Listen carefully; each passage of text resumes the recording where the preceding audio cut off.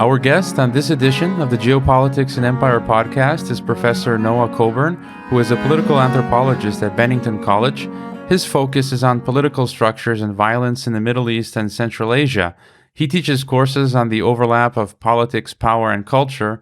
He has conducted over 5 years of field research in Afghanistan and also in Kyrgyzstan and Uzbekistan. We'll be discussing the lucrative private contracting job market that services the never-ending global war on terror in Afghanistan, and we'll be taking a break a bit from the usual politics of empire and look at an aspect perhaps that's less spoken of from an anthropological and ethnographic perspective, looking at the lives of those who participate as contractors. His latest book is Under Contract: The Invisible Workers of America's Global War. It's an honor to have you on the show, Dr. Coburn. Thanks so much. I really appreciate your time and your interest in the subject. I just finished your book. I really enjoyed it. I gave it a 5-star review on Amazon, and I urge listeners to go and check out the book. And in the book, you mention that regarding the Afghan war, that more countries have partaken in the war than in World War II, and that, if I'm not mistaken, over 3 million non-Afghans have been involved in its logistics. And your book focuses on this machinery, the underbelly that services the war, this privatized contract work. You've spent many years on the ground there and in the surrounding countries. Could you just tell us a bit to start off? What inspired you most to spend the years in the field and these dangerous locations, and what questions were you trying to find the answers to?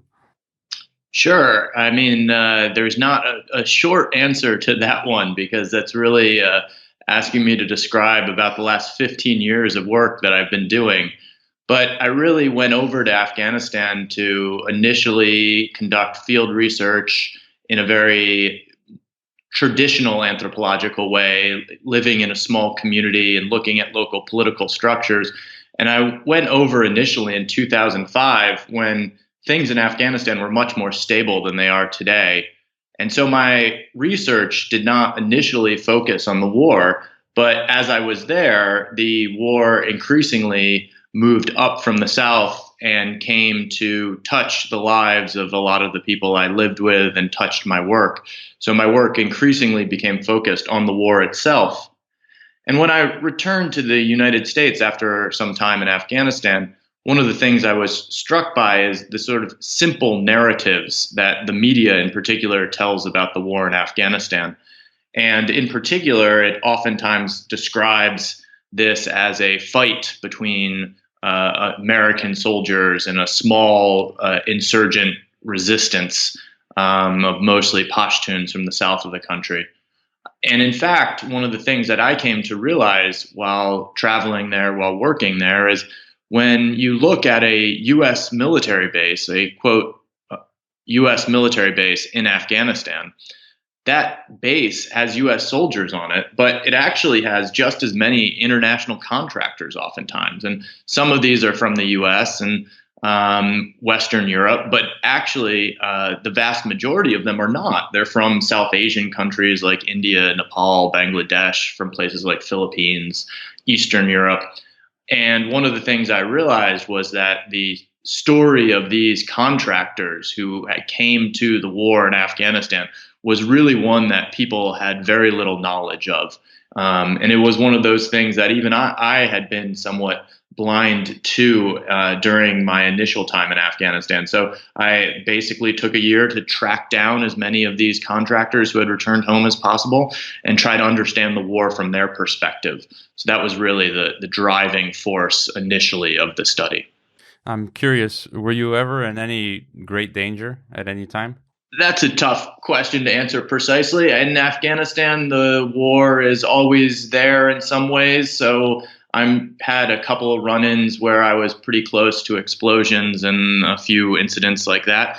But the important thing, and I've tried to get to this somewhat in this book and in some of the other work that I did, Afghanistan is a country of over 25 million people. And for the most part, life goes on now. So one of the things that's remarkable about the current war is how it's been able to simmer along without massive battles, and we don't see some of these large scale confrontations. Instead, what we see is just low levels of insecurity and sort of constant low levels of threat, but not what we envision oftentimes in the war movies that we see on TV. So let's get into the private contracting. You've mentioned in your book how the DoD eventually gave $310 billion to contracting companies, which you say is a greater amount given out than all other government agencies combined, and some 9% of the entire U.S. budget. And by 2016, contractors formed 76% of the military personnel out there.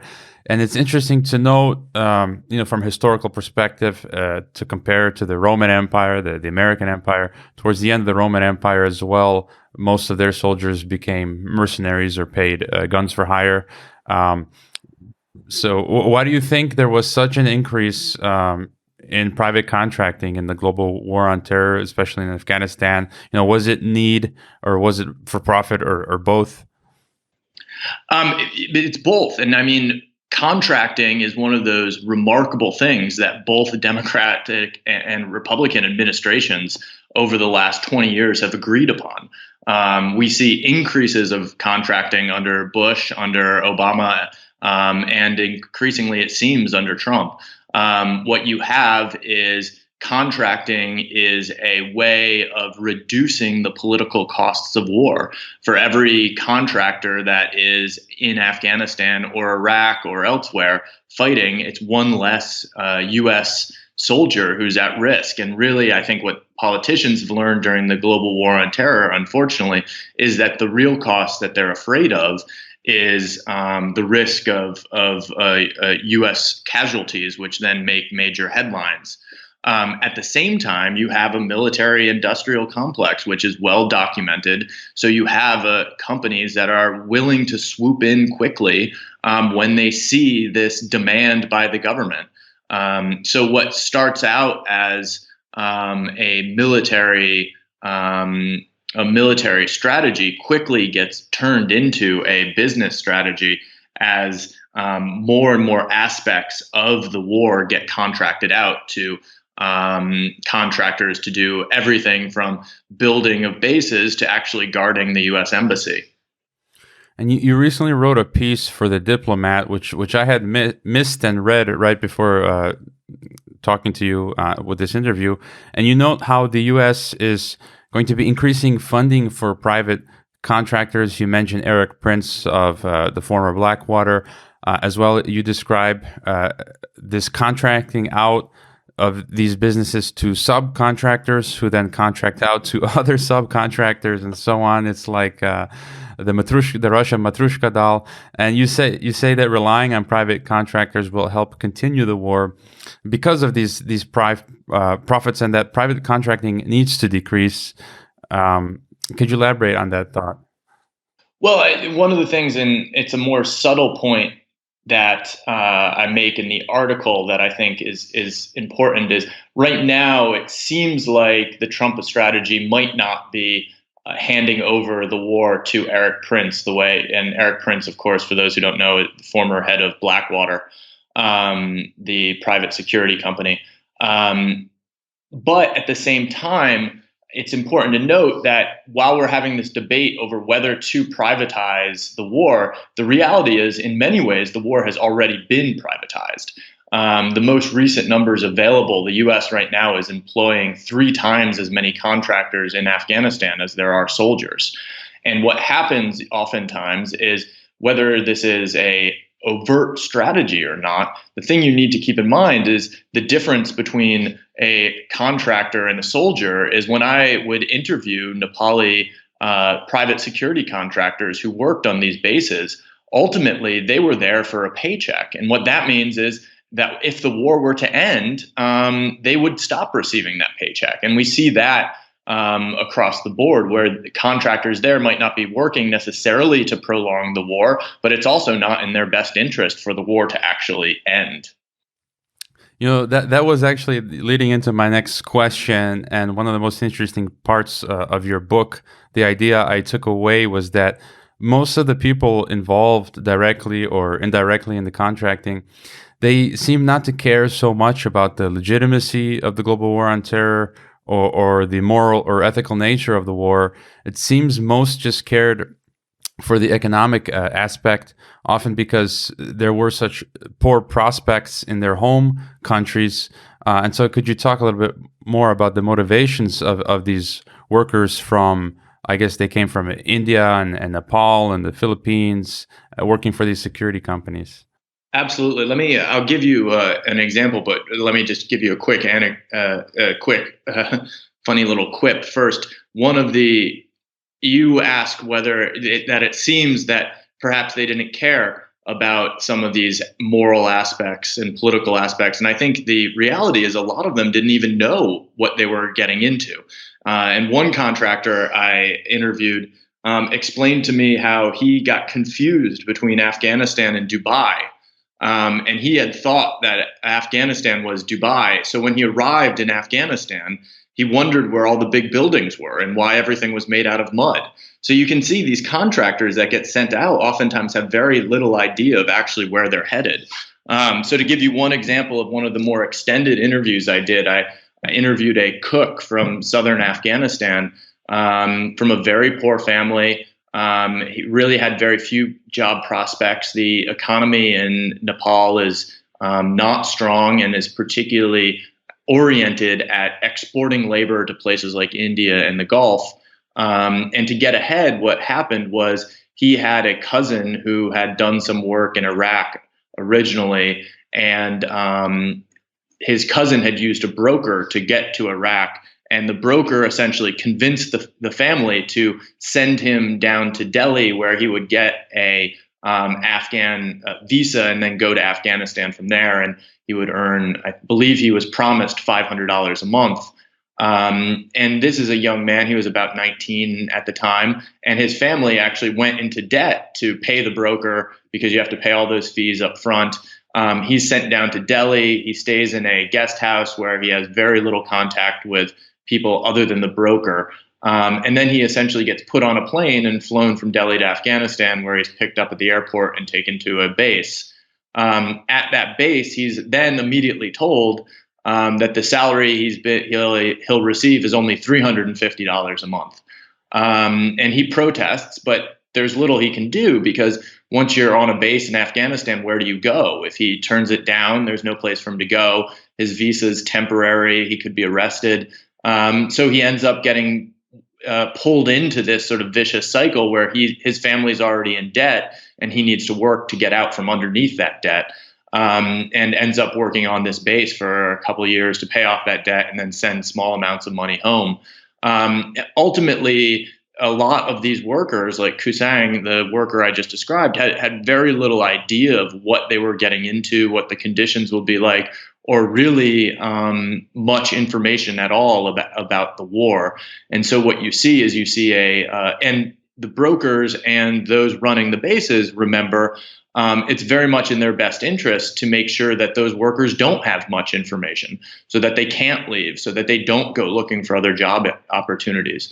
So one of the things that was very striking to me was I talked to Nepalis who had been in Afghanistan for 10 years working, and they had very little information about the country because they were essentially told that all Afghans were terrorists who would kill them. So the contracting companies really work to increase fear among the workers and increase the sense of a cultural divide between the internationals on the bases and the Afghans who live outside of them. And I'm curious, I'm here in Kazakhstan. I actually have three citizenships, three passports: U.S., Wow. Croatian, and Mexican.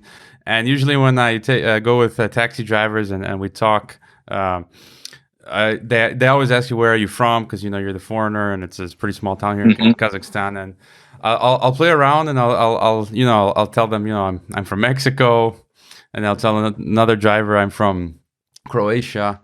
And then the driver usually that doesn't get much rise out of the drivers. When I say Croatia, they'll say, "Oh, World Cup, second place." But when I say I'm from America, that seems to get the biggest response from the Kazakhs say, and there's this image of America, and the one taxi driver I remember said Hollywood, Schwarzenegger, Hmm. and so they've got this big image of America, and I'm wondering what sentiment did the contractors have toward America and the Americans. I know you tell one story of where a contractor was waiting in line to get food, I guess at the cafeteria, and there was an American Hmm. general behind him, and this contractor was going to let the general go Right. ahead of him, but the general said, "No, no, no, you were first." And after that, I think you said he would keep telling that story to his children, and Yeah. that kind of gives you the idea that the contractor has this great positive idea of America. So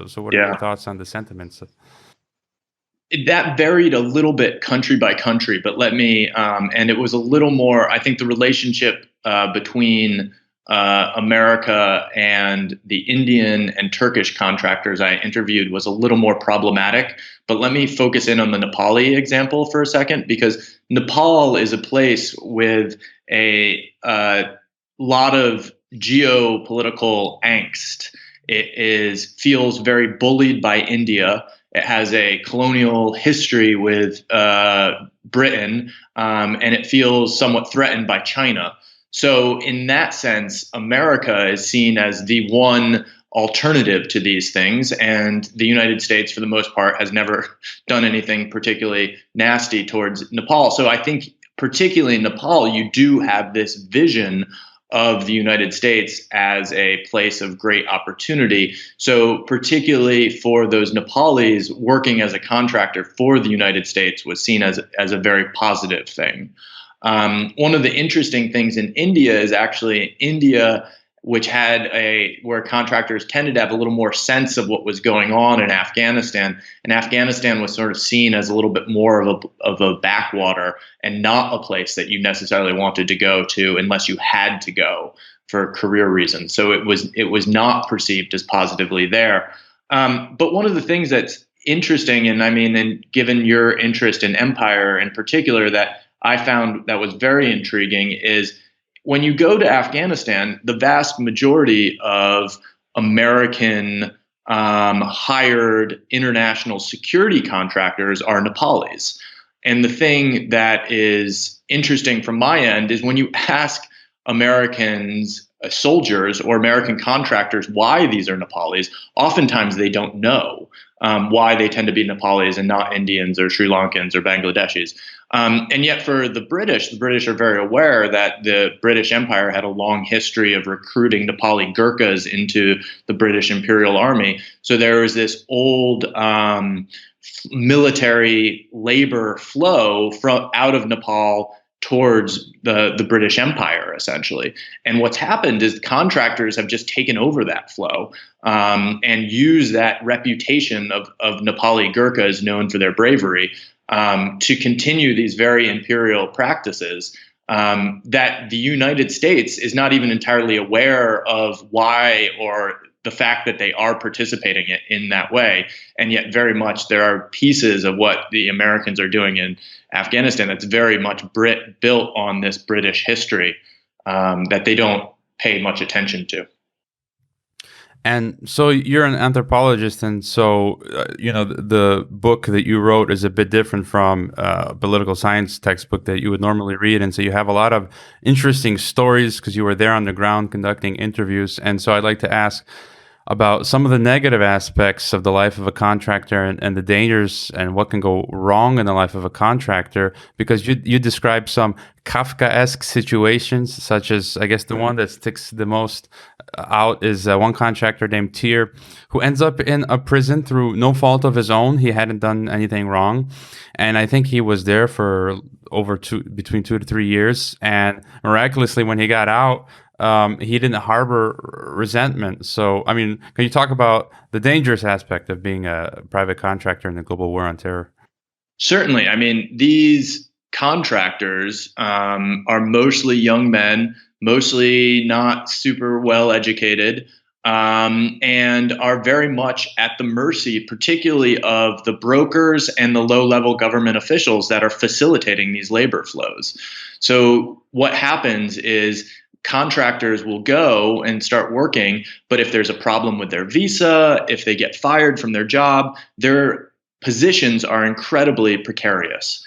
Right now, there is no Nepali diplomatic presence in Afghanistan. So if you're a Nepali that's arrested in Afghanistan, as in the example you described, Tir Magar was, he had no support. He had no attorney who spoke Nepali, which means he was sentenced to prison for, I believe, 27 years during a trial that he essentially didn't understand what was going on at all. And he had been essentially scapegoated by some of his colleagues. It was my ultimate understanding of the situation from some journalists that I talked to. But the real reason that these companies are able to take advantage of these workers is because their positions are so precarious. And when the company stops protecting these workers, that's when the real tragedies happen. So I talk about another example of a broker who was essentially kidnapped, or of a worker who was essentially kidnapped by a broker and held for several months. And really, the fact was that while he was being held, even if he had escaped, he was terrified that if he escaped, he would be arrested by the Afghan police for overstaying his visa. And if he escaped, he had no way of leaving the country. So when you're stuck, particularly when these brokers take your passports, or when the contractors take your passports, contracting companies take your passports, you're left with very little recourse. And so while that didn't happen to the majority of the contractors I spoke with, it did happen to enough that these contractors always were living with some fear. And this is also one of the reasons why these contractors often witnessed and were very attuned to large amounts of corruption that was going on. But this corruption would happen, and essentially those above them knew that they could never report it because they could essentially fire them, or even worse, just let them kick them off the base, and they would be sent to Afghan prison. And just to compare, you mentioned a Russian who, as far as you know, they had a helicopter difficulty with a helicopter. They landed, and then they were insurgents kidnapped them, and that a Russian was imprisoned for a long time. But to compare the different ethnic groups, nationalities, comparing to South Africans or Western Europeans or Americans, would you think something like that could happen to them? Well, it's remarkable, right? I mean, and this was not something that I went in looking for, but the episode that you just described is I interviewed two Turks who were kidnapped with a Russian, with a Kyrgyz, and I believe there's a couple of Afghans with them at the time.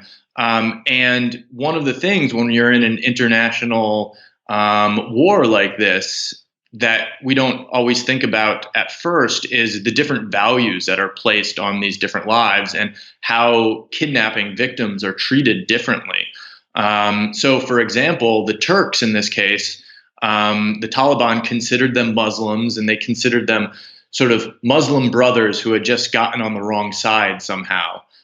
So they weren't treated well, but they were actually treated much better than the Russian pilot in that example there. But in the meantime, the Turks did have a diplomatic representation in Afghanistan. So there was some ability to negotiate with the Taliban. In the cases I looked at when the Taliban kidnapped Nepalis, one of the things that they found was that the Nepalis had much less value for them because the contracting companies would turn their backs on these workers. And it was very hard to get a Nepali family to pay a large amount of compensation for the worker who had been kidnapped. So ultimately, the war puts different prices on people's heads, with Americans and Western Europeans having a very high value and some of these other laborers having, unfortunately, a much lower value. And that then contributes to the lack of information about these workers and contributes to the different ways that the conflict plays out for them. So those were some bad examples, but what about some positive aspects? I believe, one of the positive stories you mentioned was a contractor who, I don't recall the detail exactly, but I'm supposing he saved $45,000 from his work in contracting and then started a business back home that net him $1.5 million dollars. And so, for the rest of his life, he was pretty much taken care of. So could you talk about some of the positive aspects for these contract workers? Well, that's the tricky thing about how these systems work, right? If there wasn't actually some benefit, sometimes nobody would do this. So the really tricky thing about this work, the labor in conflict zones, is that sometimes it all goes well, and these workers earn much more in Afghanistan than they would have earned in Nepal, and they send this money home. And they're able to save and provide a better life for their families. Most of the contractors I spoke with were very adamant about sending their kids to school so they would be better educated, so that they wouldn't have to do the same type of work that their parents did. The problem with that is, first of all, it doesn't always go that way, and second of all, there's also culturally there is great shame in failure. So for those who did go to Afghanistan and it didn't work out for, oftentimes those stories don't circulate. So if for those who are kidnapped or those who just don't make money or they're cheated by brokers, they don't go home and tell their story to all their friends. But those few ones who are successful do go home and tell everybody, and then they become these sort of urban legends about these individuals who go off and make their fortunes, which is one of the reasons why I was able to find several of those cases as well. But so ultimately you have a system that works some of the time, but doesn't actually protect the rights all of the time of these individuals. And that's one of the things that really contributes to the fact that this continues to happen, and there's little sign that it's going to slow anytime soon. And I'd like to look at some of the waste of the money in the contracting business. And I guess a lot of it would be from US taxpayers. I remember long ago reading about $600 toilet seats in Iraq that were being charged to the US government by, I think it was Halliburton, which I believe Dick Cheney and Condoleezza Rice both had stakes in. You mentioned in your book a $36 million command center that was built in Afghanistan that the U.S. military did not want and I suppose ultimately did not use.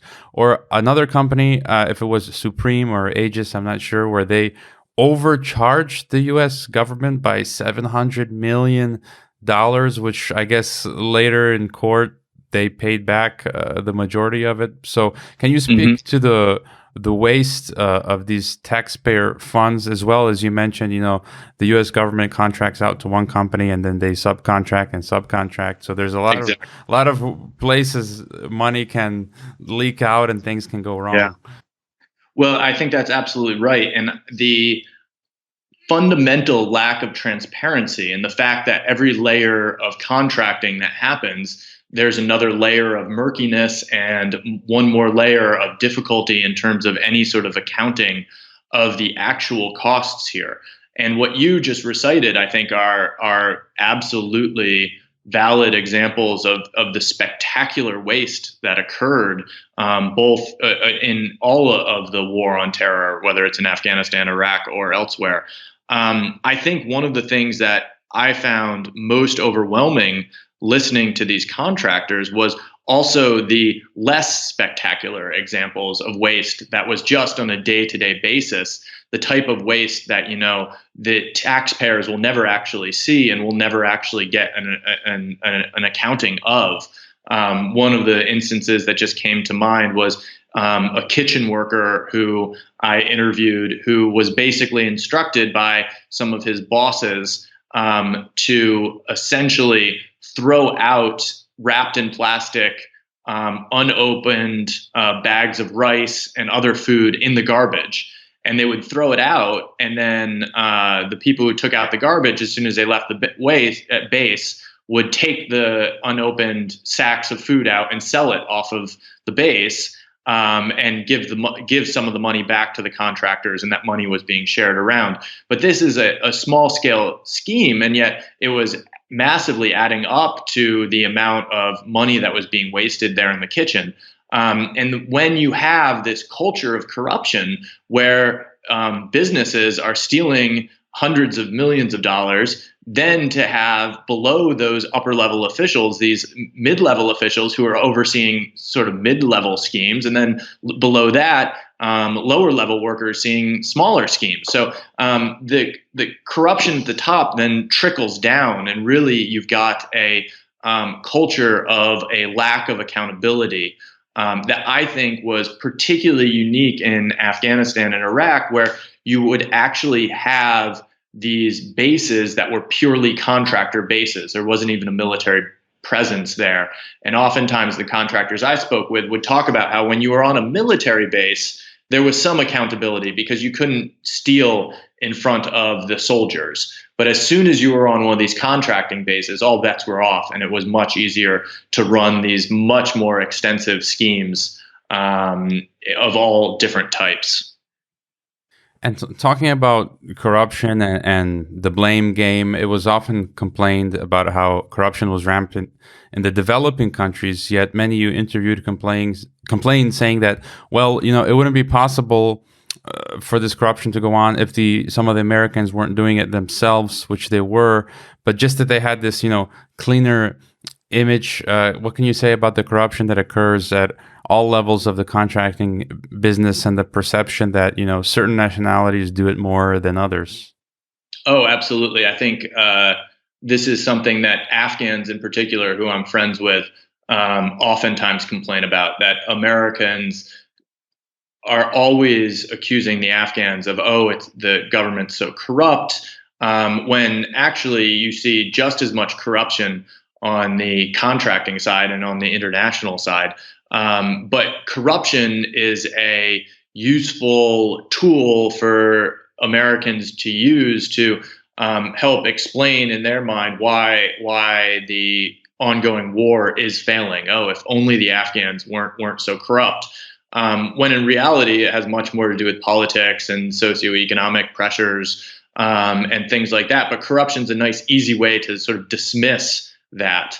And then in the meantime, there's basically a blind eye that's being turned towards any of the corruption that involves Westerners. And keep in mind that for the most part, contracting companies, when you do have corruption within them, they have a real incentive to cover that up. So I talked with some people whose boss had basically been caught in sort of a mid-level scheme where he had been taking tens of thousands of dollars in bribes to give contracts to certain Afghan companies and not to others. And in the grand scheme of things, this is sort of not a huge corruption scandal. But what happened to this guy was, because the company didn't want any bad press, they essentially fired the guy, but with no real formal reprimand, and just sent him home. So I think we will never see a full accounting of some of the corruption involved in the global war on terror, because it is in everybody's best interest who's involved to cover it up. And I think my research only could sort of scratch the surface of some of these things. But when you have this corruption happening in, as you pointed out, a very dangerous place, very isolated bases, conducting real research systematically on it becomes very, very challenging. And simply the process of trying to chase these guys down after the fact, which was at the center of my research, was a very taxing and time-consuming experience. What would be some other points you think from your book Under Contract or from your work in general that you'd like to get across for us to know about that you think are important in the global war on terror, or in the lives of the people in the ground, or even for Americans back home? What are some points you think are important? Well, let me start with the very micro and then go up to the very macro, because I think this is really a story that I'm trying to tell from the ground all the way up to the global.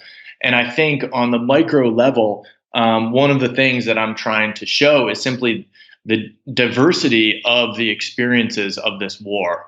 and how this war provided great economic opportunity for certain people and exploited other people.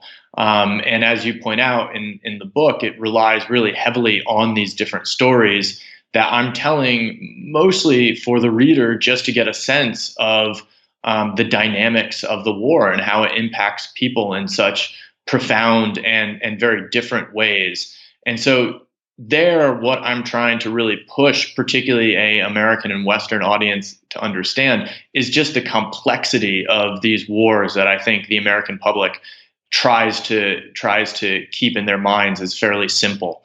And at the same time, on the more global side of things, we oftentimes talk in the academic world about insurgencies as small wars, that these are locally run wars that are confined to certain areas. But as I pointed out and you mentioned, really you had individuals on both sides of the conflict that were from close to 100 different countries. 3 million of them came from places like Nepal, from places like Serbia, from places like Ghana and Senegal. There are very few countries on earth that didn't have some sort of involvement in this war in an isolated country in South Asia. So one of the things that's amazing is the way that we try to write off these wars, whether it's in Afghanistan or what we're seeing now in Syria or seeing in Yemen, as isolated conflicts, when really these are deeply global conflicts. And the world we live in now, whether it's with labor flows or whether it's just the geopolitics, all of these countries are interlocking and all of these stories intertwine with each other. And just to drop back down to the micro level for a second, a lot of the workers I spoke with who had been in Afghanistan were now looking for jobs in other war zones. So you essentially had private contractors trained in Afghanistan, and I talked to some who then served as bodyguards in Russia or working for casinos in China or were fighting in Yemen or were working in refugee camps in South Sudan. So this is a war that really was global and continues to be global and keeps spitting out individual lives in different directions. And the ripples effect really is going to continue far into the future. You're right. And I think to borrow from Nassim Taleb, who's written the famous books such as Anti-Fragile and Black Swan, the idea of skin in the game. And, the simple American, the armchair commentator who has a lot to say about politics, but hasn't really left America or hasn't learned another language or hasn't lived in a foreign culture. I mean, you really need to get out there. And as you have traveled in all these places to have a better understanding, because it's not that simple. And I'm guilty of it myself before I ventured out into the world to have a simpler idea. But then once you get on the ground and you see the situations people live in, whether it's really poor economic status or other societal relation problems with the way the relations are structured in society. Any other thought you have?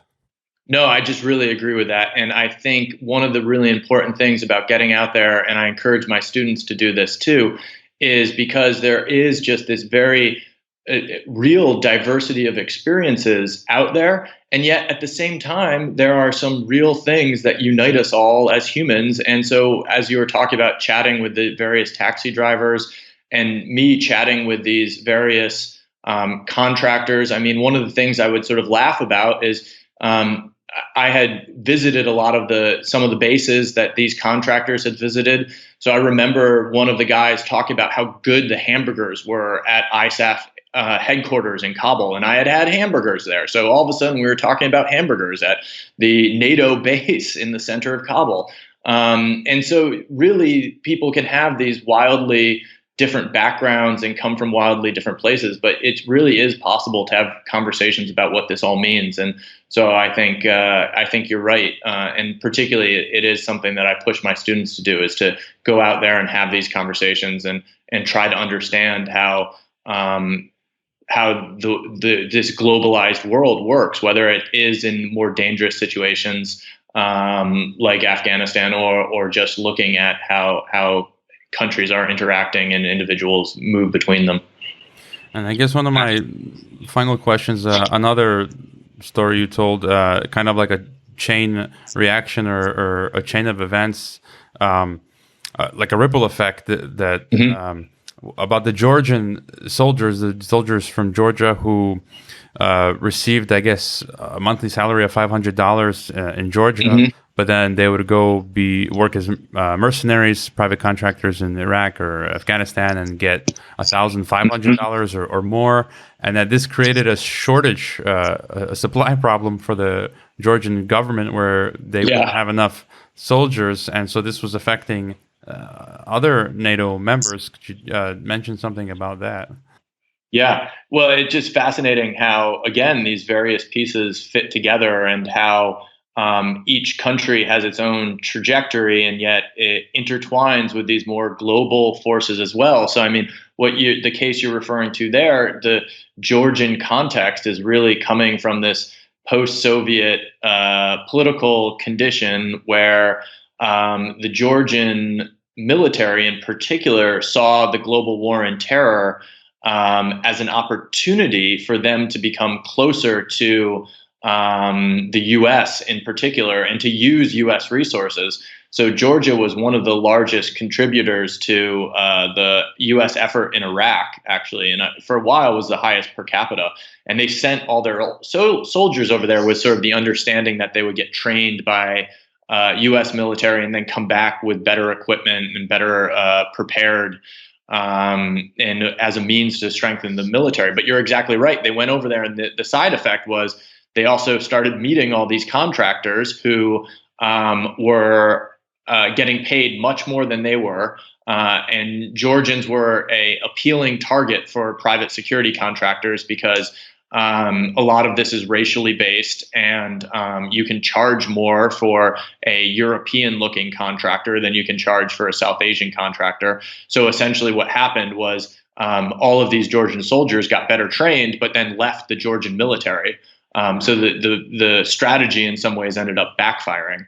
But it's, again, one of these stories that I think if you ask your average American, or even a well-educated American who knows something about what's going on in Afghanistan, about how the war in Afghanistan impacted the Republic of Georgia, I think most people would have no clue.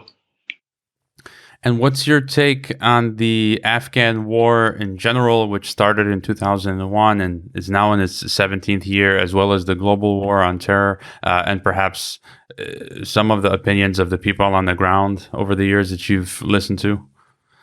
So for me, that's a very difficult question, just because the town that I originally lived in Afghanistan, and where I conducted all of my initial field research, was a town that had been completely destroyed by the Taliban. They came in, they gave the population 24 hours to leave, and then they essentially leveled the town. And the only thing really left standing was the mosque. So when I first went there in 2005, most of the townspeople were recently returned. They had been refugees in Pakistan, and some of them had remained in Kabul or in the Panjshir Valley. And particularly in 2005, in this community, there was a deep gratitude towards the Americans for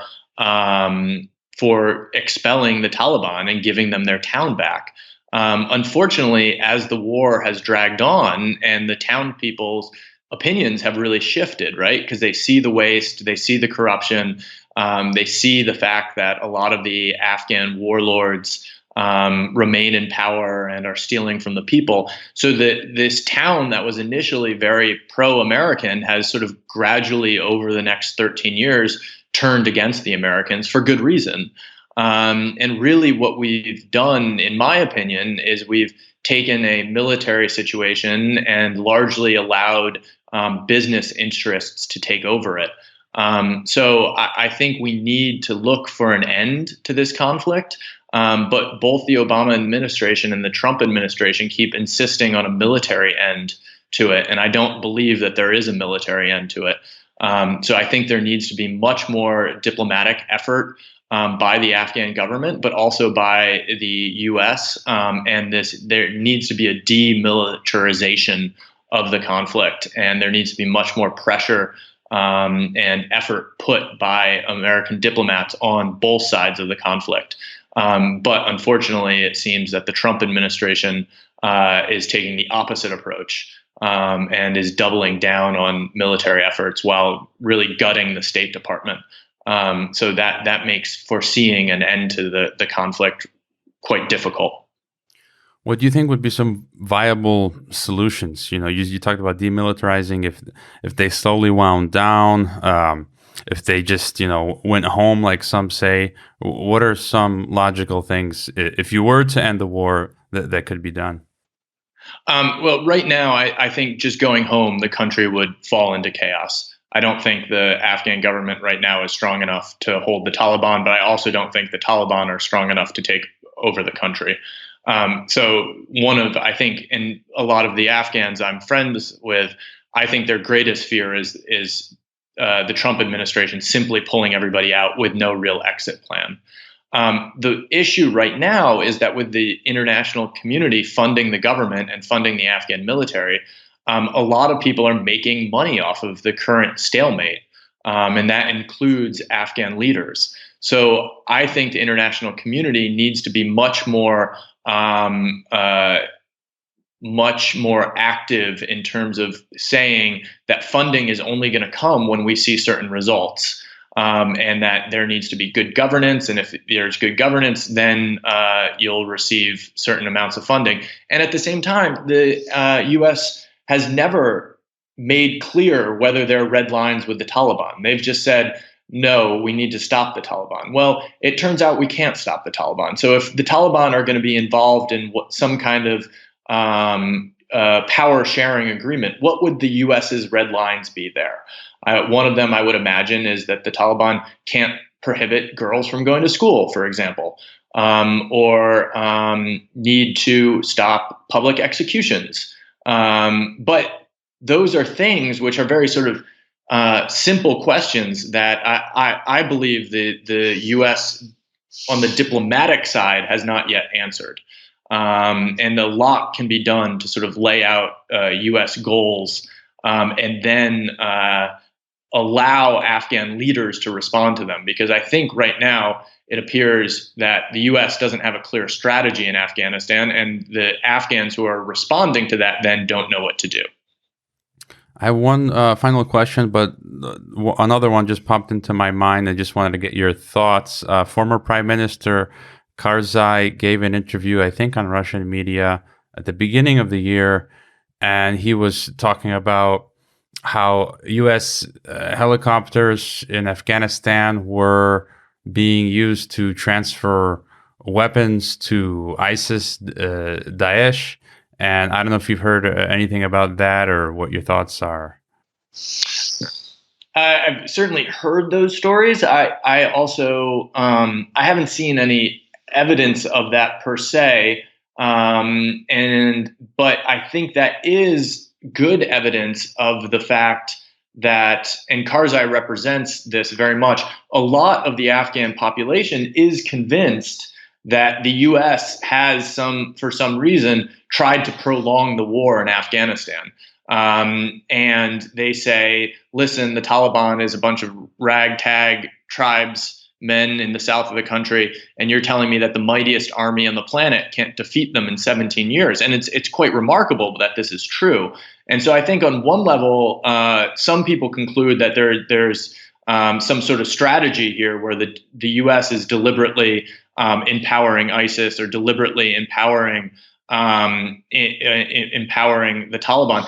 My personal sense is that it's actually much more simple than this. It's that the U.S. strategy has basically handed over control of the war to certain Afghan and international business and political leaders who have no interest in ending the war. So when the U.S. government contracts out to companies that don't want the war to end and relies on Afghan partners who are making money off of the conflict, there's no reason to end the war. And so that's my sense of the ongoing nature of what really feels like ultimately a endless war.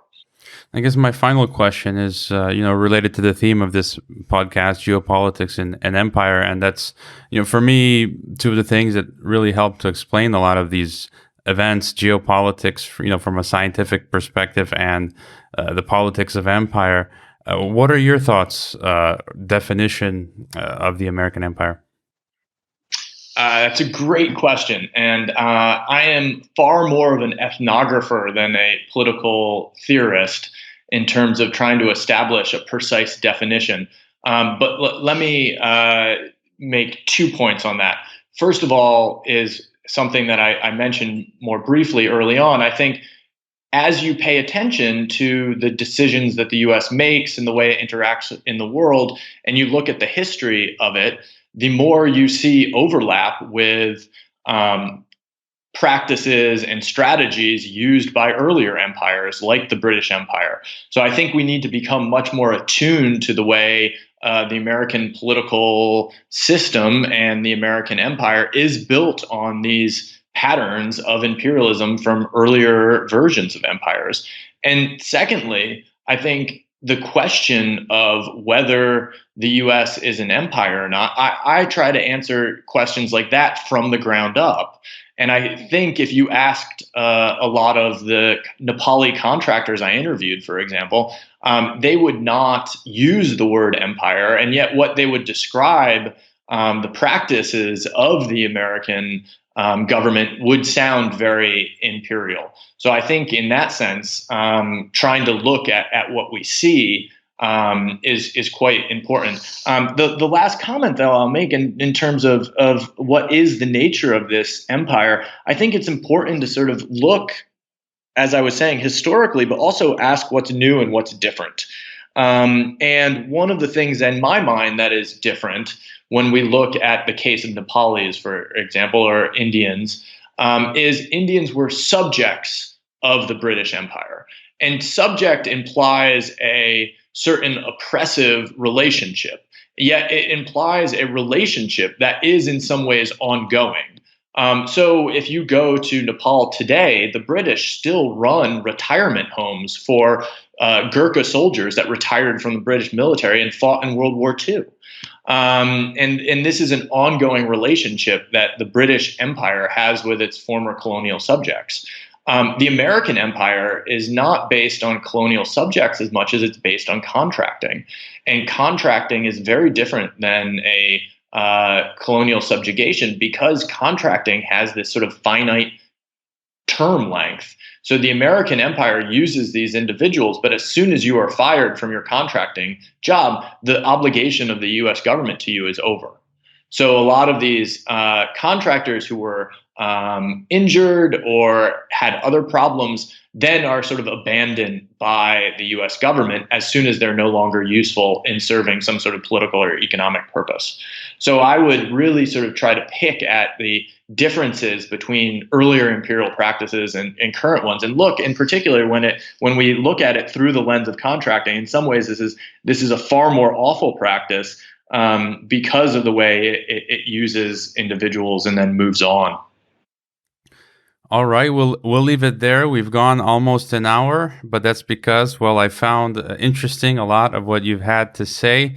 How can people best follow you, your work, and if you want to mention what research you're looking at going forward? So I'm on Twitter at Noah S. Coburn, and you can follow a lot of my more recent articles. I pop up there. And really, I would encourage you to take a look at my most recent book, Under Contract, which we've been discussing. Some of my earlier books are also available on Amazon, and I think they can give you a sense of some of my thinking that led in this direction. So those are all pretty good places to start.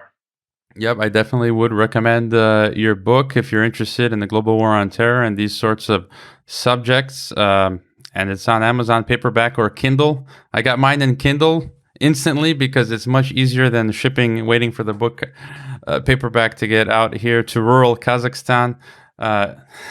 It was great talking to you, Noah. Listen, I really appreciate you taking the time and asking really, I think, sensitive questions about what I feel is a really important topic. So thank you.